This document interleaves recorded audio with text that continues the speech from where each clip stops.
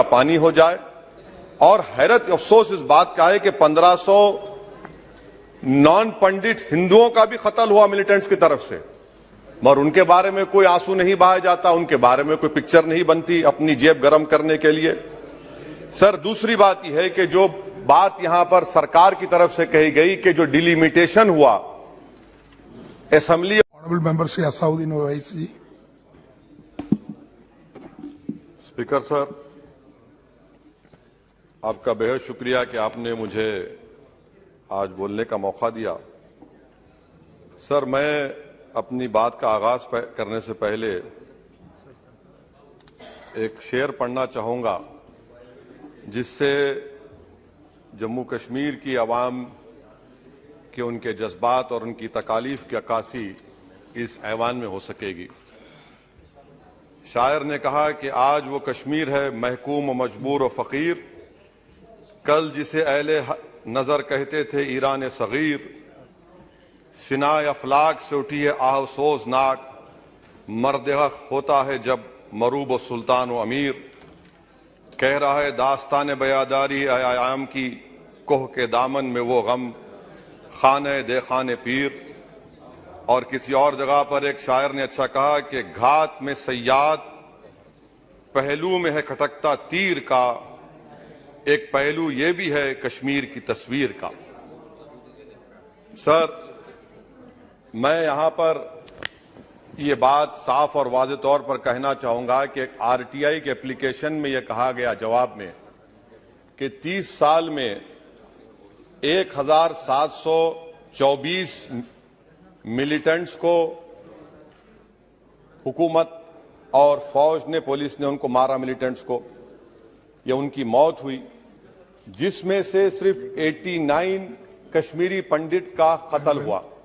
और सर, हैरत की बात यह है कि कश्मीरी पंडित के ताल्लुक से बड़े गम और आंसू बहाए जाते हैं, मगर 30 साल में एक ही आदमी को कोर्ट ने उसको सजा दी, और विटनेस कौन था? कश्मीरी मुसलमान हरदनाथ वंचू के कत्ल के केस में। मैं सरकार से मुतालबा करता हूं कि एक आजादना कमीशन को फौरन बनाया जाए ताकि सच्चाई और हकीकत सामने आ जाए, दूध का दूध और पानी का पानी हो जाए।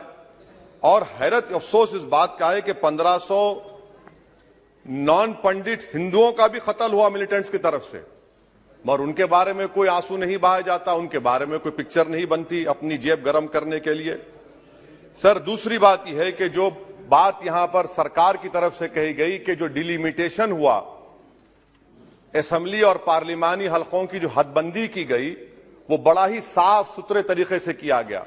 कितना साफ सुथरा था देखिए सर, अनंतनाग को उन्होंने मिला दिया पूंछ और राजौरी से, इतना साफ सुथरा था कि साउथ कश्मीर एक ऐसा इलाका है जो कंप्लीट एथनिकली कश्मीरी है, वहां से आप उसको मिला दिए पूंछ और राजौरी में। अगर दिसंबर में इंतखाबात होंगे तो मुगल रोड तो बंद होगी, तो किसी को आना है तो डोडा, उधमपुर, जम्मू, पूंछ से उसको आना पड़ेगा। कितने डिस्ट्रिक्ट क्रॉस करेंगे? यह आपका साफ सुथरा मुजाहरा है।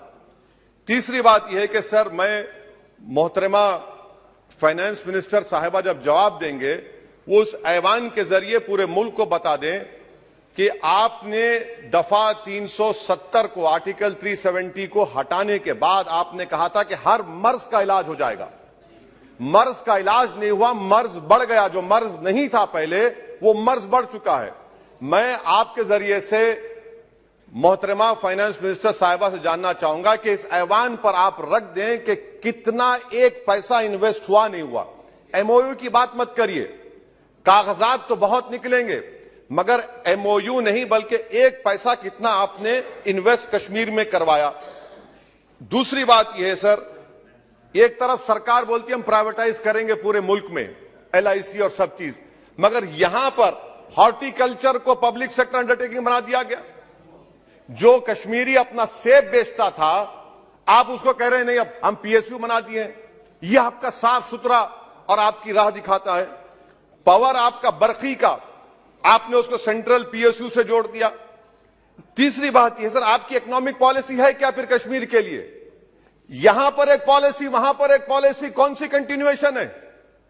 आप तो यहां पर एक अपना रहे हैं, वहां पर अलग लोग अपना रहे हैं, इसमें कोई इंटीग्रेशन नहीं है। सर, फार्मा ट्रेडर्स पर दावे हो गए, रेट पड़ गया, जो सप्लायर्स है उन पर रेट पड़ गया, टोल पोस्ट खत्म कर दिया आपने, 114 राइस मिल बंद करने के दहाने पर आ गए। इसका जवाब नहीं है सही है गलत है।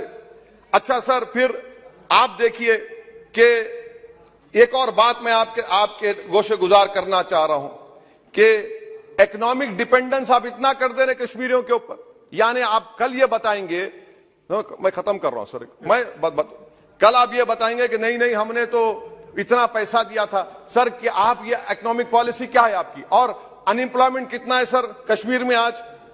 अनएम्प्लॉयमेंट सर आज कश्मीर में 7.2% है। ऑल इंडिया पूरे भारत में ज्यादा अनएम्प्लॉयमेंट है। तो 370 निकाल के आपने क्या किया सर? अनएम्प्लॉयमेंट वहां और बढ़ गया। अच्छा सर, ये और एक बात आपसे कर रहा हूं, JKIDC सर, ये JKIDC ऐसा आपने एक शैतान को बना दिया आपने, वहां पर एक शैतान को क्रिएट कर दिया आपने JKIDC को। और जमीन किसी की भी ली जा सकती है, पुलिस साथ रहेगी और उसके फैसले को कोर्ट में चैलेंज नहीं किया जाएगा। ये जमहूरियत है ना, जमहूरियत में गलत फैसलों को कोर्ट में चैलेंज करेंगे, माने जमीन किसकी भी ले लेंगे, पुलिस का ऑफिसर साथ देंगे। तो इसीलिए सर हम ये कहना चाह रहे हैं कि हर एतबार से आपने वहां पर कोई गलत पॉलिसी की और अखलाकी तौर पर, आईनी तौर पर कन्वेंशन जो है, ये बजट को यहां नहीं डिबेट करना चाहिए।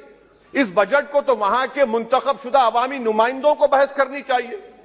यहां पार्लियामेंट में बैठकर हम एक जम्मू का, कश्मीर का कैसे बजट पास करेंगे? तो गैर अखलाकी बात है, कन्वेंशन के खिलाफ है और इसको बताता है कि आपका मंशा और मकसद क्या है, कि आप यहां पर कठपुतली की तरह कंट्रोल करना चाह रहे हैं। और क्या कश्मीर में मिलिटेंट्स एक्टिविटी नहीं, लोग नहीं मर रहे वहां पर, सिविलियन कैजुअलिटीज नहीं हो रही, बराबर हो रही है वहां पर। तो इसीलिए सर हम आपसे अपील कर रहे कि आप इन हालात को, खत्म कर रहा हूं सर, इन हालात को देखिए। और कश्मीर की जामा मस्जिद को क्यों नहीं खोलते सर? आप खोलिए ना जामा मस्जिद को, आने दीजिए। आपने जर्नलिस्ट फहाद शाह को पकड़ लिया, क्यों पकड़ा आपने? एक नहीं दो UAPA केसेस लगा दिए। आप बोलते हैं हम दिल और दिमाग को जीतना चाहते हैं। आप कहां दिल और दिमाग को जीत रहे हैं?